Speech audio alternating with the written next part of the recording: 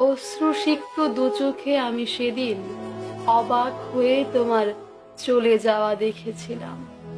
কি নিদারুণ সে কষ্ট, কি যে এক আকাশ ভাঙা বেদনা, তা তুমি কখনোই বুঝবে না। হয়তো তুমি বুঝতে যদি আমি তোমার মতো করে এমন ভাবে তোমাকে ছেড়ে যেতাম। তোমার চলে যাওয়ার বিরহে নীরবে ভেঙে যেতে দেখেছি আমার হৃদয়ের একুল ওকুল। সেদিন নিঃশব্দেই এক মুহূর্তের মধ্যে ভেঙে গেছে আমার মন, ভেঙে গেছে তোমার প্রতি আমার সমস্ত বিশ্বাস।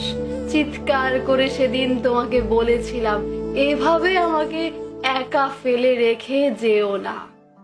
কিন্তু তুমি আমার কথা শুনোনি। তোমাকে বারবার বলেছিলাম, ফিরে এসো, ফিরে এসো, আমি একা তোমাকে ছাড়া থাকতে পারবো না। কিন্তু তুমি একটিবারও ফিরে দেখোনি, একটিবারও ভাবনি আমি তোমাকে ছাড়া কতটুকু ভালো থাকতে পারবো, তোমাকে ছাড়া কিভাবেই বা আমি ভালো থাকবো। সেদিন অবুঝ শিশুদের মতো খুব করে কেঁদেছিলাম, তোমার হাত ধরে জোর করে বলেছিলাম, আর কিছুদিন অপেক্ষা করো, এভাবে আমাকে ছেড়ে যেও না। কিন্তু তোমার সময়ের মূল্য যে আমার ভালোবাসার চেয়েও বেশি, তা আমি কখনোই ভাবিনি। আমি কখনোই ভাবিনি তোমাকে কখনো হারাতে হবে, তোমার জন্য আমার এভাবে কাঁদতে হবে। তোমার বিচ্ছেদ আমাকে যতটুকু কাঁদিয়েছে, যতটুকু ক্ষত বিক্ষত করেছে, তা তুমি কখনোই বুঝতে পারবে না।